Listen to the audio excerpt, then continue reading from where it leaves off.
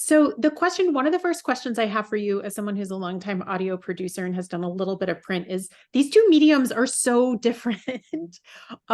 When you decided that you'd like to write a book, where did you start? Because they are very different. Did you start thinking about structure differently, characters differently? What was the first difference, I guess, the difference challenge that occurred to you? So I had a sort of core group of characters from the podcast who I knew would sort of form the bedrock of the book. But I needed to go back to all of those characters and first of all check if they wanted to be a part of the book. They'd shared their stories for the podcast, but I needed to see if they were then willing for those stories to be developed further for the book. The interviews for the podcast, as you say, you're thinking about quite different things. You're thinking about getting the beats of the story that you need in audio to tell kind of narrative of someone's life in the podcast, but it's a bit higher level, less in depth, and you also focused on getting that kind of engaging audio storytelling. Whereas for the book, you need sort of nitty gritty details that would be too much for a podcast, and kind of the storytelling is slightly different. You're painting the scene in a different way. So I essentially had to go back to every character and re-interview them.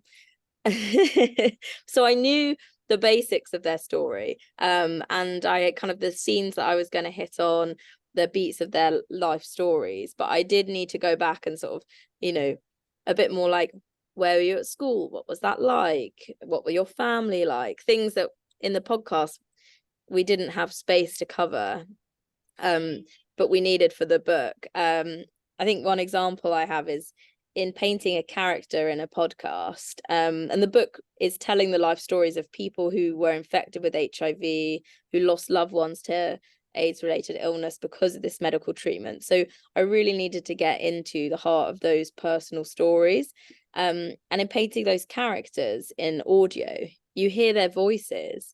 So you become emotionally connected to them through hearing their voice and you do paint a picture of them, but you get a sense of their personality through hearing them. But in a book, on the page, you really have to find ways to lift them off the page, make them different, make them real. One thing my editor said in the beginning was, oh, you have this writing tick of always describing someone's hair. I guess for me, thinking about what does someone look like? Oh, that's what their hair is like. Dark hair pulled back into a ponytail. That doesn't really tell you who a person is and what they're like. So learning that new skill of painting a person, and I think interviewing then to try and capture a bit more of who they are and what they were like at the time for the book. So yeah, I did go back to each character and do further interviews. I also needed new characters. The podcast scripts came to 45,000 words, and the books, the first draft of the book was 140,000 words. So I needed to kind of tell whole new sides of this scandal through different characters. So I went in search of new people, a sort of journalist who broke the first news story in 1983 in the UK that this medical treatment factor 8 could contain what they were calling at the time AIDS. And so I found her, and like the journalist story of her reporting that story and then being kind of shut down because of complaints against her is like a fascinating, but I wouldn't have gone into that detail in the podcast, I think, because it was a step too far in terms of what we had space to do. So I think, yeah, characters was the first step for me. I know you mentioned structure. Don't know if you want to ask a question, but I can carry on talking about structure. Carry on. I think structure is next, and I'll just let the audience know I have my pen. I am making note. I see your great questions in the chat. We will get to them. But yes, structure, right? Because usually in audio stories, we tend to start at like a very dramatic moment. There are all these devices we use. So what did you do differently for the book?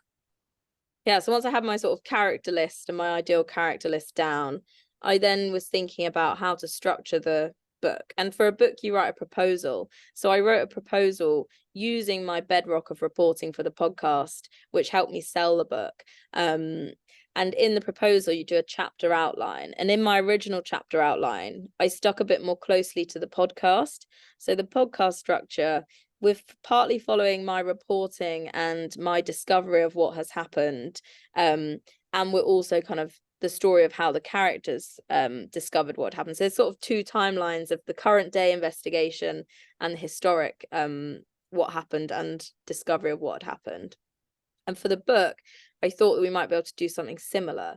I thought that we could have chapters 1 to 4 telling the medical scandal from the perspective of patients and doctors who were very much in the dark. So they're living their very happy lives. This medical treatment Factor 8 was revolutionary. It had overhauled life for them, allowed them to go mountain climbing when before a knock could give them a debilitating bleed. And we follow that. And then in chapter 5, I was going to pivot and go to the politicians and the leading doctors and the pharma companies who knew exactly the risks that were associated with this treatment after my main characters had been given AIDS diagnoses.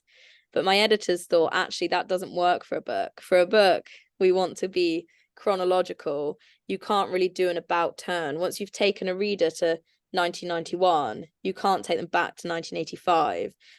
But I think in a podcast, we're willing for timelines to shift a bit more, and for characters, introducing new characters to then reveal new information to you. Whereas in a podcast, whereas in the book, you want the author to like tell you what you need to know as you need to know it, and to almost have more authority over that than in the podcast. You might kind of give it over to a character. I know in the podcast, there was one character where you said that this woman she was done. This was the last time she was going to talk to a journalist. And so I was curious to know, when you went back to people, did anyone say no? So she actually did agree to be in the book. She's in the book as well. And I think she for her, the process of doing the podcast had felt like such an unburdening, that she was kind of keen to like follow this journey as far as it goes. And, you know, she felt that, so she was a woman who had contracted HIV from her partner who had haemophilia and got it from his medical treatment. She then had this awful experience of falling pregnant around the time her partner was given an AIDS diagnosis. And because of the stigma back then, she was treated quite dismissively by doctors. She was also, a lot of pressure was put on her, and ultimately the doctors kind of forced her to have a termination when she was 7 months pregnant, and she was treated horrendously. She was in the doctors that treated her were all in kind of full not even PPE, but like kind of full masked clothing. Her husband wasn't allowed in the room. And at the end, doctors said women like her should be sterilized. And that was just the horrendous stigma that was associated with AIDS at the time. And so she didn't, obviously we had told that story already. She had told me it, and she couldn't tell it again. It's too harrowing. So I had all the information I needed for that scene in the book.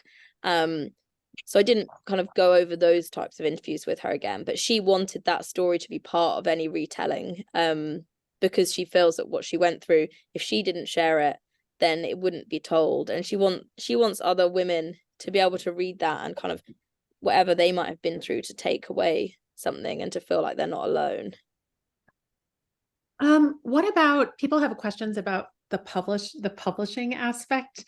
So were print publishers thrilled that they had this exciting, jazzy podcast journalist with an extensive established audience built in already? Were they thrilled to hear from you, or were they like, oh no, does this woman know how to write for print?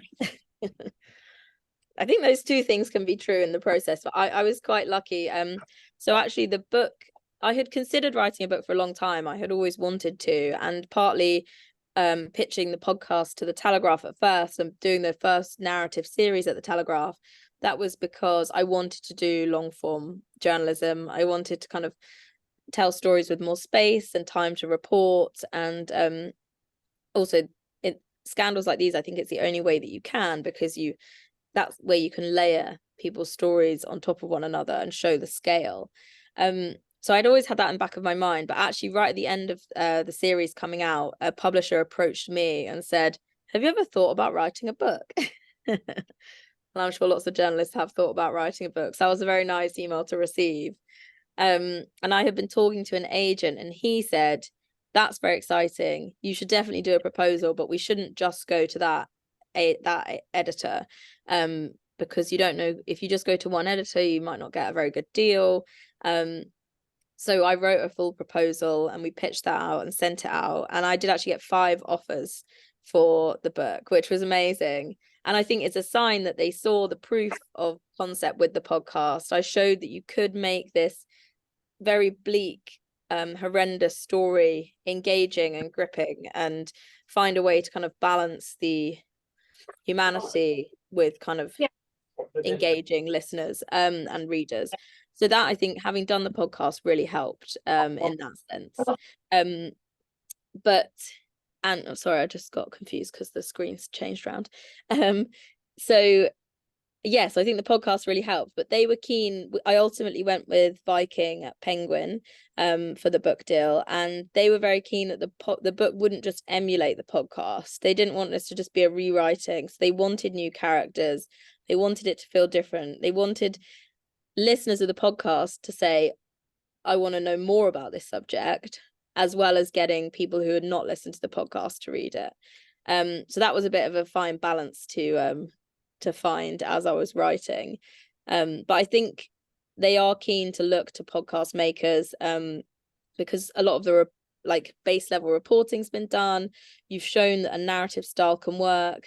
And I think then in the proposal, you write a sample chapter, and that proved that I knew how to write a kind of book narrative style as opposed to just an audio narrative style. There are a couple of points where my editor said, this reads a bit like the podcast. I think you need to go back and try it again. That was at the end of the process when I was running out of time before my deadline, and I was just phoning it in by reading the podcast script. So he did catch me out there. So I want to come back to the writing in a moment, but people have some more nuts and bolts questions about publishing. So I know I'm also an investigative journalist, and I know that we get paid like 25 US cents per hour because of the years and out of work that we put in, the hours of work that we put in. And of course, I hope that you're paid way more, maybe like 50 cents an hour, or even a whole US dollar or British pound. But there were some folks wondering about how your sources felt about you making millions of dollars off of your book. And I know you already touched on this, wanting to get the story out there. So this answer may not be surprising for any people who are with us who are working journalists, but for people who are newer to the field and imagining that you are just raking in the cash, how did your sources feel about the idea of you being paid for your work? Yeah, it's an interesting question, actually, and one that did differ from the podcast to the book, in terms of how there was some reaction online to that. To the podcast, I never had any kind of one comment on being paid. It was like a salaried job. I work at the Telegraph. I was being paid a salary, not enough, I would say, for the work. You put in a lot of hours to make a podcast on your own time, and my salary didn't necessarily cover all those hours. So the book, then, you're being paid by an external person to write it. And in the book world, you do not get paid very well in the nonfiction book world. But I was paid a salary to write it. And so, yeah, the idea that I would be paid, kind of profiting millions off of this did come up a couple of times. And, I just had to tell people I'm being paid essentially an hourly wage, which isn't that high. I think the fact that you have to buy the book makes people think, you might also make lots of money. The average book sells about 3,000 copies, I think. So that's not a lot, even for a £20 hardback.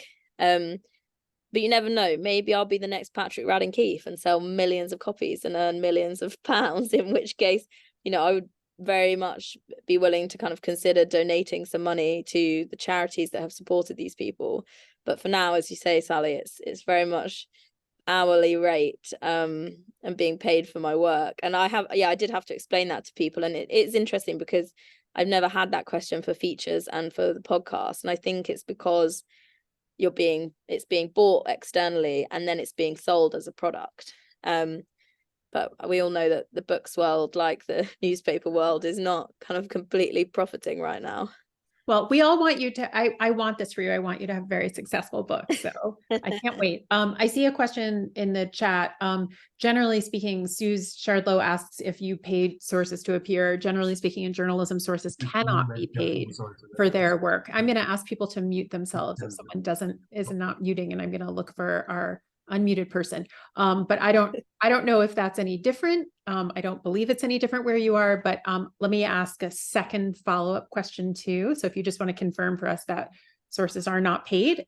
And then my other question is, tell us about you. You are in the book versus the podcast, because in the podcast, you're so present. You're the host. You're the host. That's it. You're there. You're fully there. How did you navigate that difference in the book? What was that like?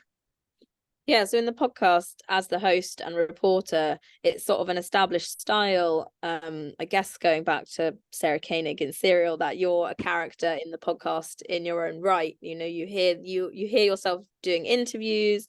You sort of guide the listener through the story often. And so in the podcast, I'm sort of present as this person that kind of takes you through and shows you what I've learned as I'm also learning myself. But in the book, we're going back to the 1970s at the start, and we're following the characters from the beginning of the story in the 1970s up to the present day. You know, I only came to this story in 2019. I am not a character, and I was never going to be a character. And so you take on a slightly different role rather than sort of reporter host. You are author, so you're meant to be the authority. So I just kind of tell you the information from the character's eyes as it happened, without having any of myself in there. There's only a couple of times where I break that fourth wall, and that's when someone gave me such a powerful quote that I wanted to share it in the way that they had said it to me. So going back to Frankie, who we spoke about earlier, she, in the first phone call I had with her, it just kind of completely stayed with me, absolutely harrowing. She said that she had felt that she was a murderer for all these years because of that decision to terminate her pregnancy. And so in a very rare instance in the book, I say, the first time I speak to her, she tells me, for years I felt like I'm a murderer. But that is only a couple of occasions that I actually break that fourth wall. Otherwise, I'm completely absent, and I'm just telling the story through the eyes of the characters as it happened. And you talked a little bit about this earlier. So I want to ask about this. And before I ask, for those of you, folks are trickling in. You are so welcome. I want to let you know that atypically for Radio Bootcamp, we are recording because there was so much interest in Cara's great experience that we are going to archive this. If you have questions, throw them into the chat. Cara, we'll do our best to get to them.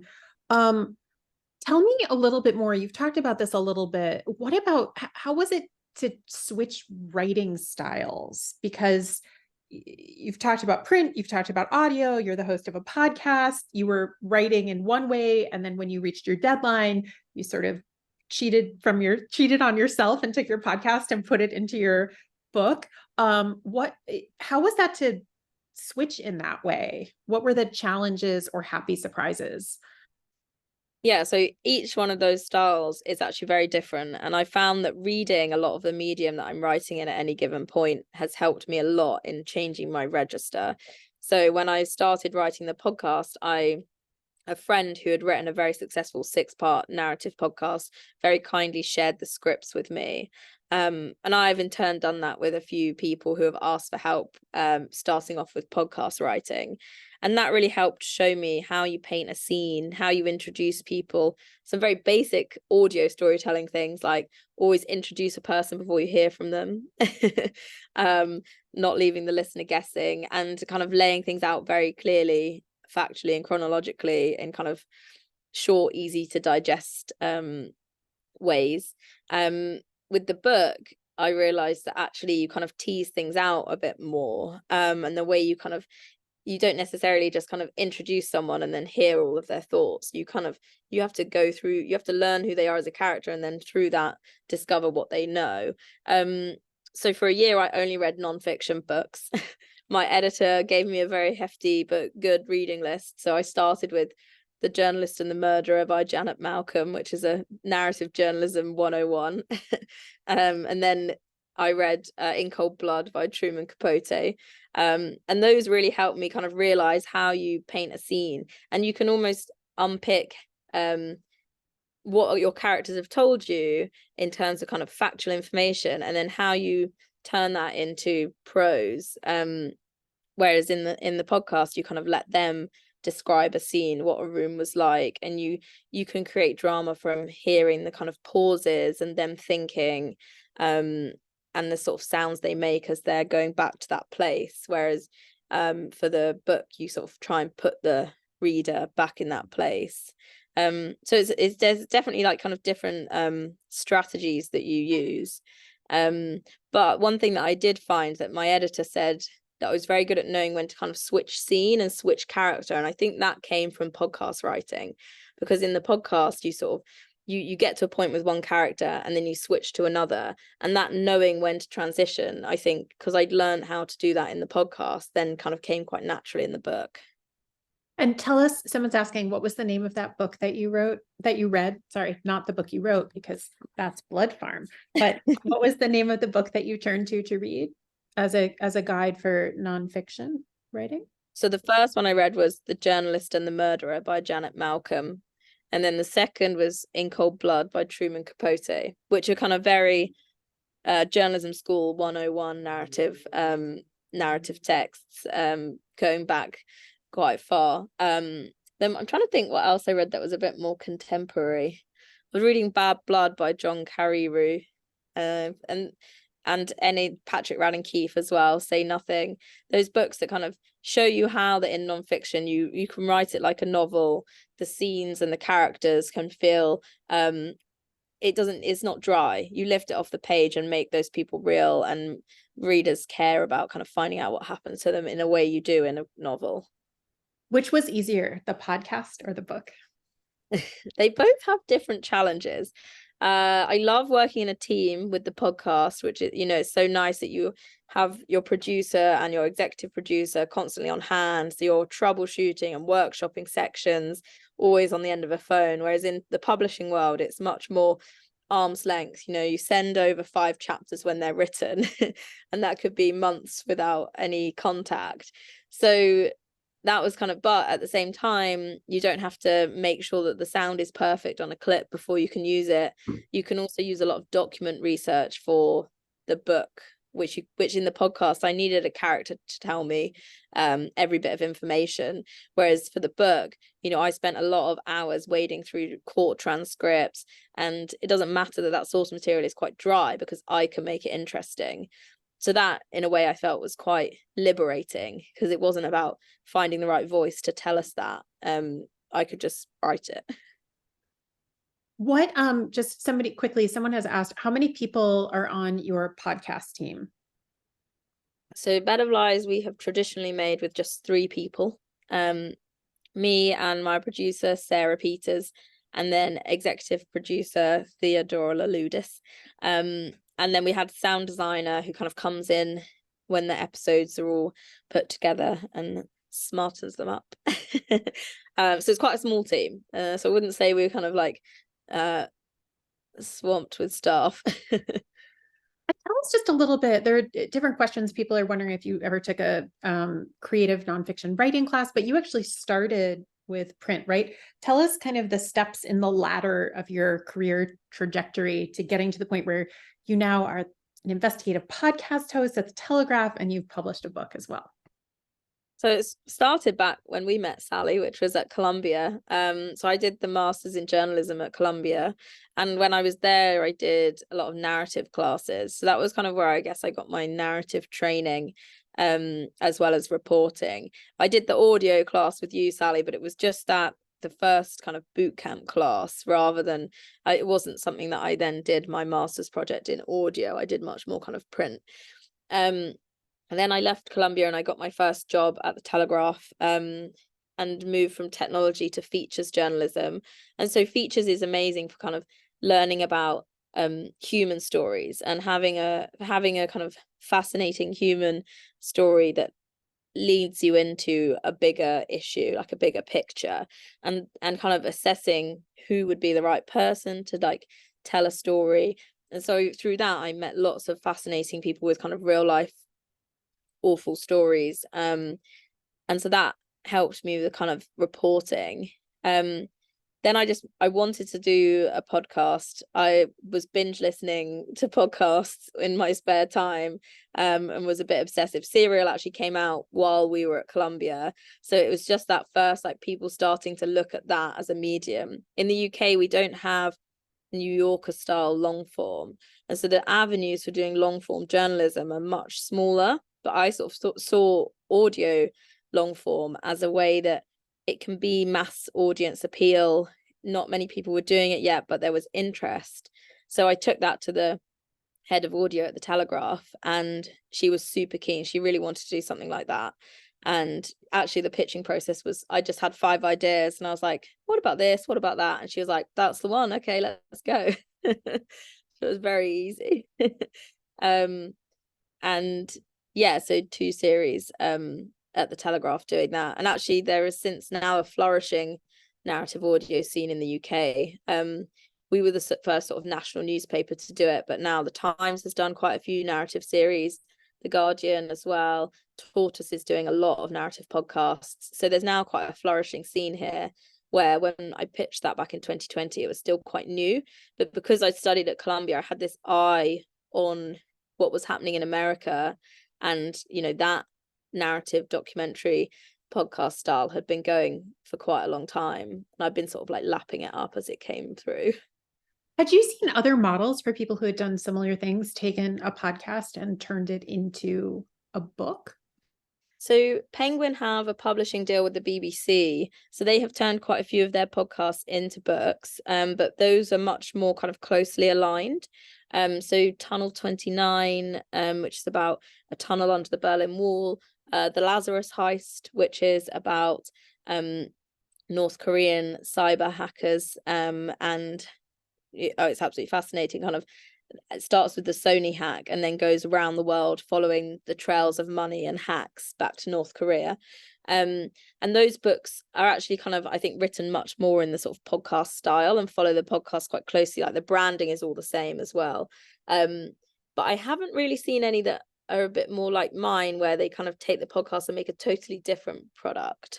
But I guess it's similar, like we see in audio, everybody cares about rights, you know, film rights, TV rights, turning a podcast into a documentary. And so it's in that vein of like, this is amazing source material, a proof of kind of character and narrative and concept and audience.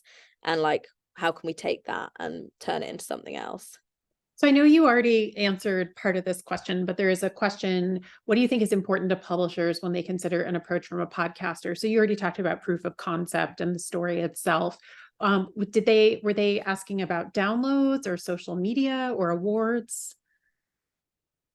In your proposal, you sort of write in, you'd give it was about 12 pages, the proposal. So you give them a lot of information. So in there, I gave them the sort of listener figures and the awards that we'd won. And I think that definitely helps, knowing that you've got a ready-made audience. You know, as I said, books could sell like just a couple of thousand. So if you know that you've already got a podcast that has 1.5 million listens, then you can prove that you've got a very engaged audience. Whether that audience will translate to readers, I don't know. that remains to be seen.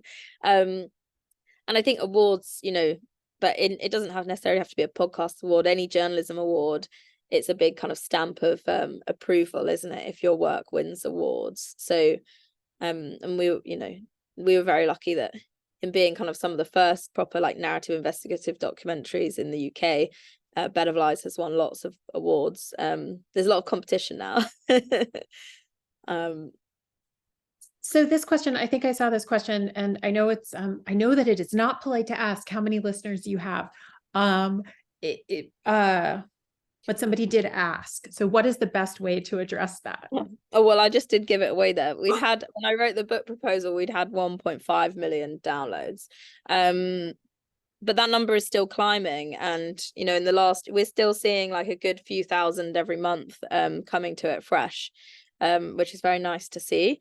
I was just in America last year doing a fellowship at the Washington Post, and I don't know how that kind of like, whether I was telling people about it or I just suddenly had this American profile, but it suddenly started building a massive American audience, to the extent that I got a message from a woman who I had been at a press job with at the kind of national lighting of the Christmas tree at the White House, and I had sort of recognized her. She then messaged me on Twitter and she said, I've just listened to your podcast, it's amazing. She didn't realize I was in DC. I was like, I just saw you at that event. And we met for coffee, and so there was somehow this little snowball effect that people in America started listening, so we got a whole new audience. And it's nice that the podcast has a shelf life like that, like it keeps going. And I know that Cara is eager to attract an American audience to her book. So I don't know, audience, if you have tips for Cara about how to spread the word about her book in the chat, we would love to hear that too. How much, here's a question. Can you say approximately how much of the podcast audio did you use verbatim in the book?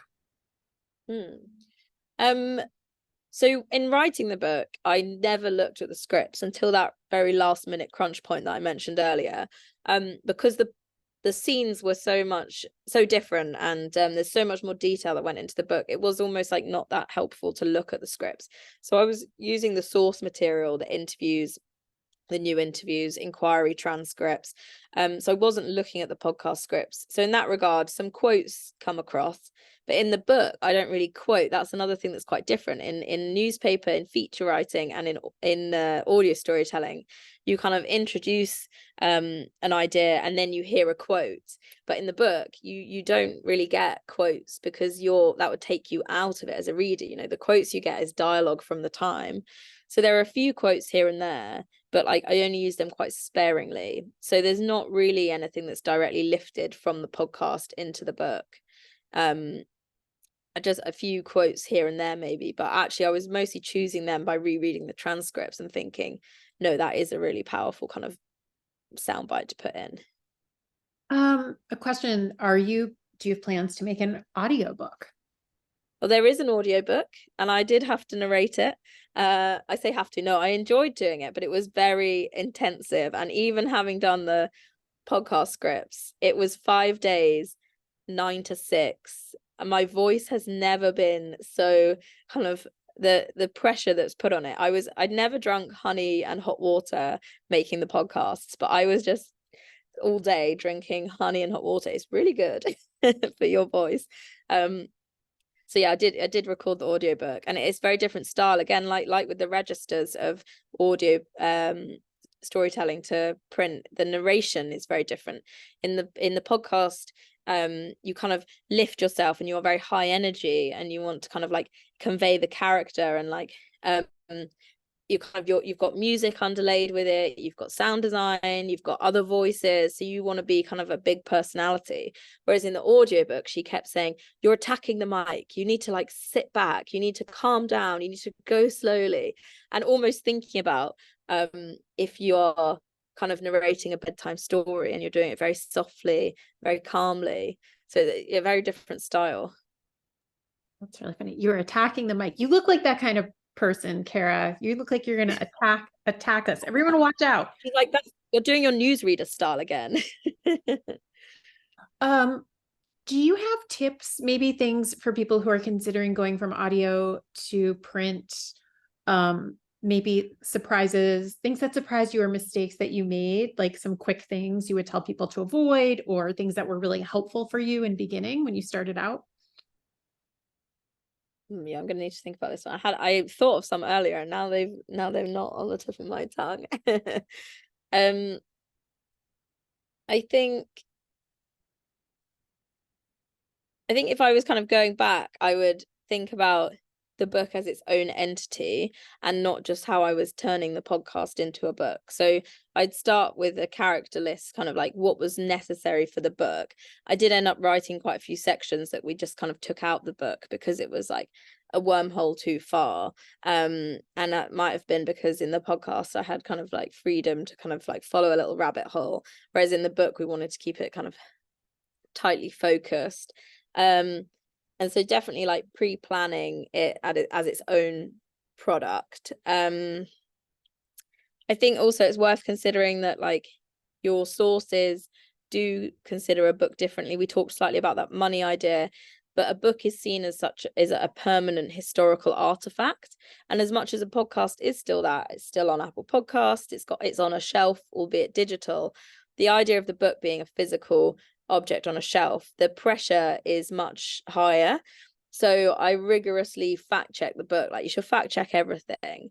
But I think I put such pressure on myself that it needed to be right, because it's in print, it's a physical object. I have to get it all right. So factoring in that time to do the fact check, and also just knowing ahead of time that you're going to have that there will be that expectation of it as this kind of historical artifact.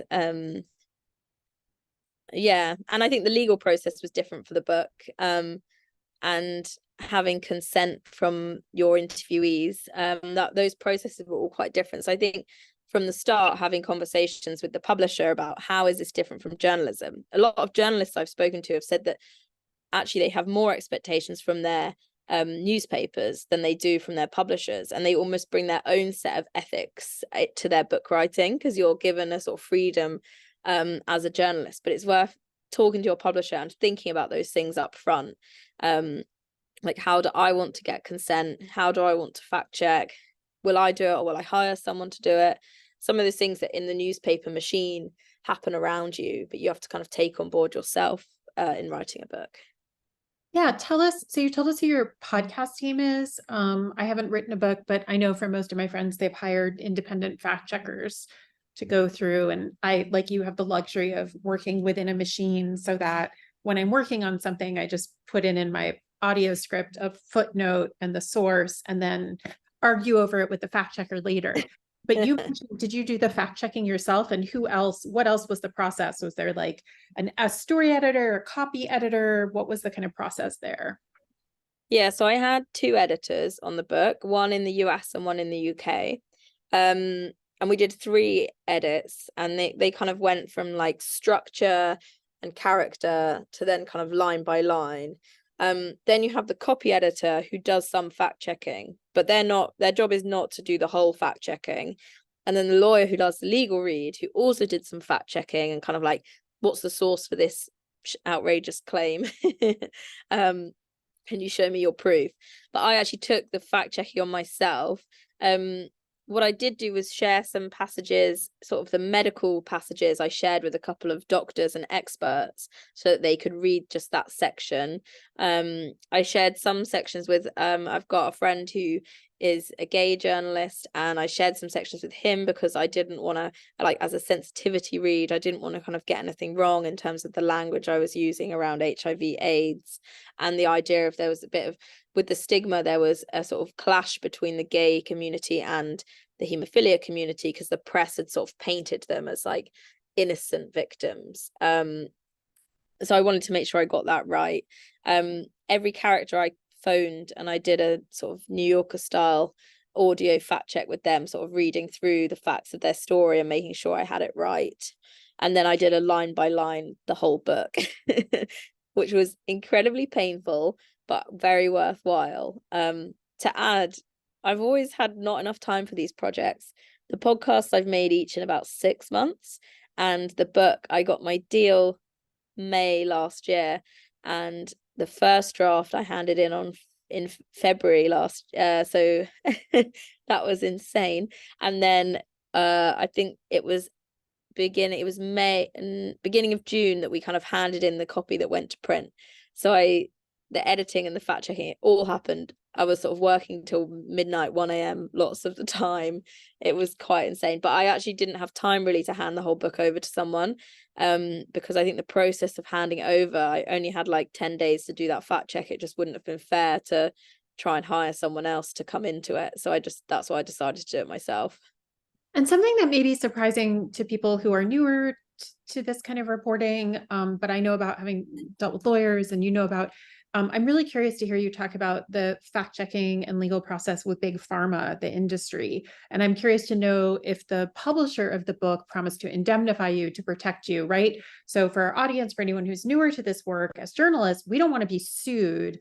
And we certainly don't want to be sued by a multi-billion-dollar international corporation.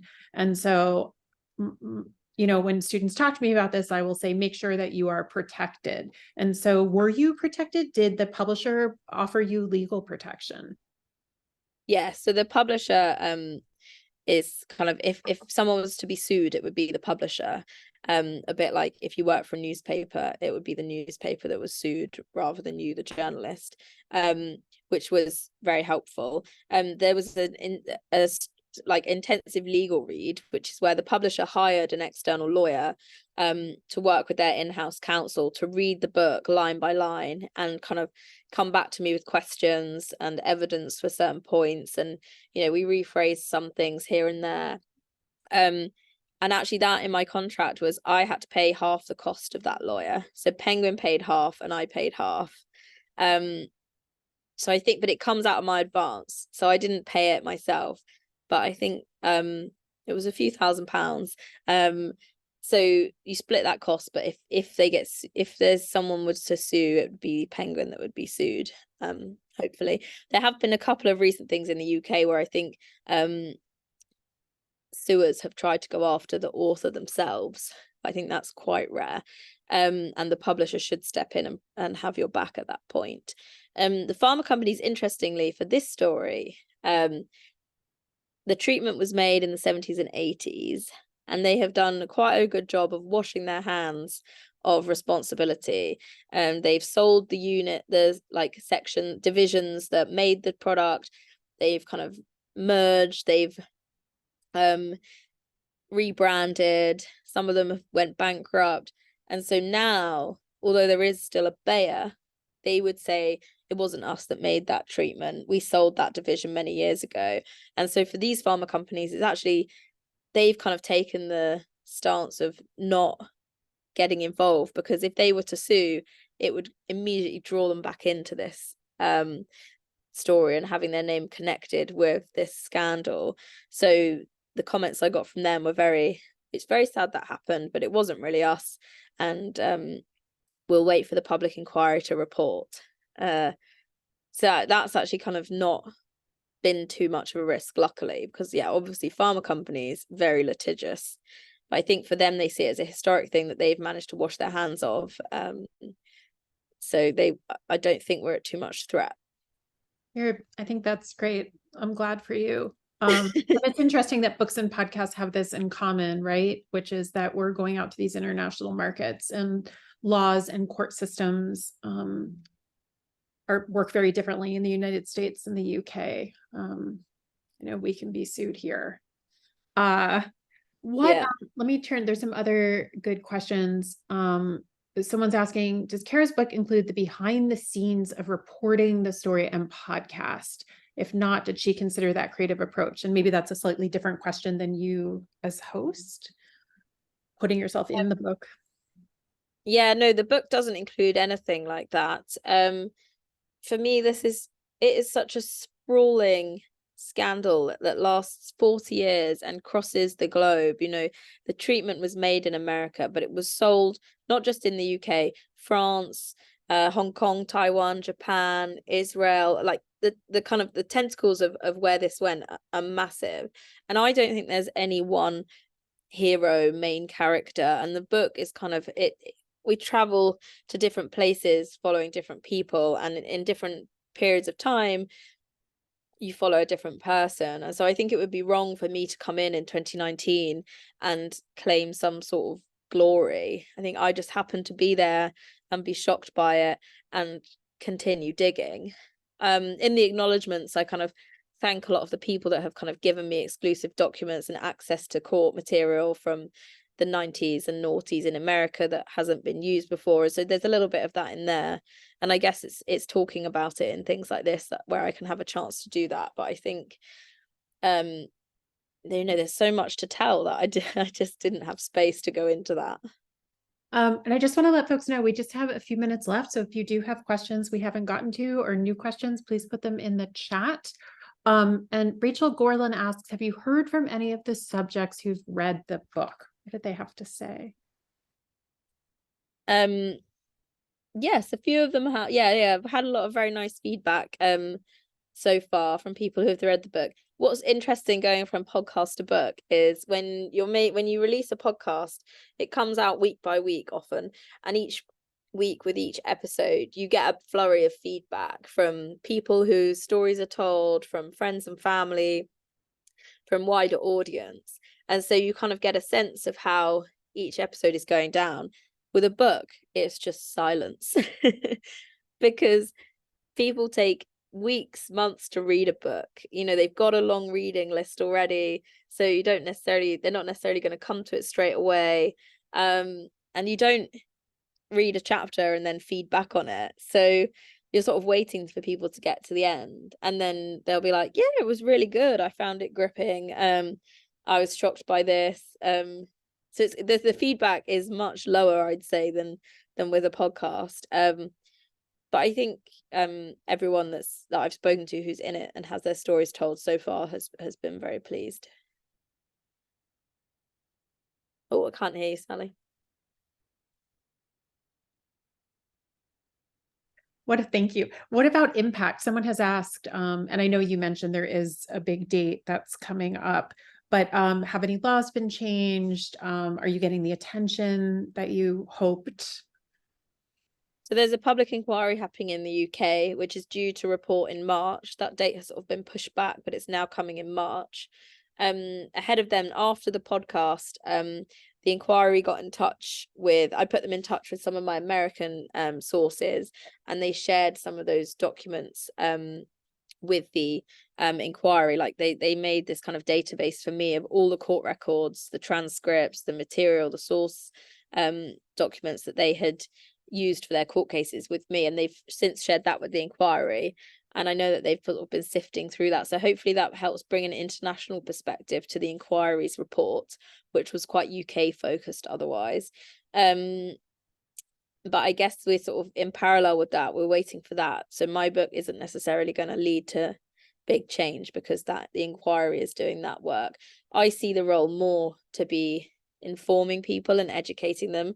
I think this medical scandal should be as well known as the opioid crisis and thalidomide, the hormone treatment that led to babies being born with limb defects.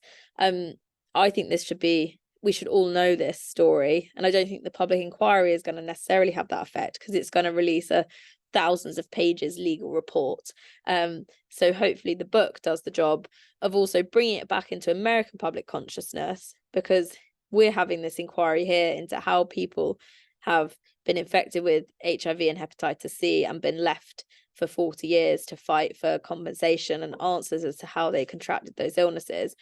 Meanwhile, it was in America that these products were made and that the risks were taken and that the pharmaceutical companies made profits. And people in America don't know this is happening. So it's more, I see it as an educational impact, hopefully. Okay, so there was a question. I know we're lobbing so many questions at you all over the place. So one other question came in, which was to ask you how the division of labor works on your very small but very impressive and impactful 1.5 million downloads, oh my God, podcast team. So what are people's jobs? You mentioned there are 3 of you. Yeah, so I come from to the podcast as like a print reporter and writer. So my role is very much kind of the reporter, tracking down sources, arranging interviews, being the kind of like lead voice in the interviews, while my producer Sarah will be in charge of kind of like getting the best audio. And then, as I'm writing scripts, she's cutting tape, she's finding the best music, and kind of putting together the like whole soundscape, and then we're sort of both listening, and Theo, the executive producer, would be kind of reading the scripts and helping and editing and story structure, as well as then kind of fine-tuned listening for sound and things when we're kind of going episode by episode listening to them. Great. And I'll put in a plug for Radio Bootcamp here. We have a great class. I think it's What is a Producer, or What does a Producer Actually Do? One of those 2 titles I'll send out when I send out a follow-up email with the link to Cara's amazing podcast and book in it. I'll send out a link to Radio Bootcamp, but sometimes classes like that can be helpful. Somebody wants to know, so we'll make this our last question. Pamela, I think we already addressed your question, and we are recording this session, so I'll share the link for that as well. So Sarah Lai Sterland, I'm sorry, Sarah, asks, it sounds like a movie. How do you retain movie rights to a project like this, or do you wait for a team to approach you? So interesting, that is something that I've seen different from the podcast and the book. The podcast world, which is still quite nascent and upstart, has fashioned a financial model where the studios are hoping to sell rights and make money that will kind of reimburse them for the money, that the investment they've put into making a podcast. In publishing, as an author, you always retain the rights. So the publishers kind of have the rights to distribute the book, to kind of distribute the audiobook, to sell the rights for a translation, and distribute it abroad. But you as the author retain all creative rights. So if someone wants to make a film off of it, you would get the option fee. But in podcasting, as we probably all know, that is not the case. So I'm full-time staff at the Telegraph, so I don't have any rights to my podcast work there. If you're freelance and you negotiate a good deal, you might get a cut of the rights. But I have found it interesting because in some ways podcast studios are acting like publishers of today, but somehow their model is very different to how publishers have traditionally worked. So I think the role of the author and creator here is interesting, and podcasting is still figuring it out. I was very lucky that the Telegraph gave me sign off to go and do the book without requesting any rights. There's a small bit at the back of the bottom that says it was developed from the podcast by the Telegraph. Actually, it might not be on the American version, but it's on the British version. But like film and TV interest that we've had, and it has been optioned for TV drama series, has all gone through the Telegraph because they own the rights to the podcast. So I mean, if you want to maintain your rights, at the moment, a book is the best way to do that, and you could then sell a podcast off the back of it. But I think there's so much to still learn. I'm sure you know this, Sally, as well. Like it's all a bit of a kind of wild west out there, and people are figuring it out, and you can find your own path. You could do a book simultaneously with a podcast, but it does seem like to maintain the most creative rights, then like a podcast is actually the best, a book is the best place to start. Sorry.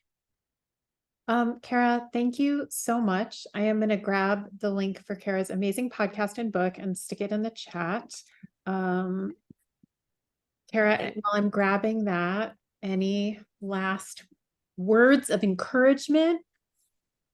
Well, I think this is the most kind of fun and rewarding job that you can do. And I would kind of encourage people to definitely give it a go, either kind of books or podcasts. There's lots of appetite out there from readers and listeners, I know for sure. And just for those in the UK, the book is The Poison Line, when those in America, it's Blood Farm. Thank you for that. Okay, so I'll include that because we're known for navel gazing in America. So I just did a navel gazing thing, and I shared the American title. So when I send out the follow-up note, I'll share both British and American titles. Cara, thank you so much for joining us. This was so amazing and informative. And thank you to all of you guys for logging on from all of your various time zones. And we hope you enjoyed it. Thank you, everyone. Have a great rest of your day. Bye.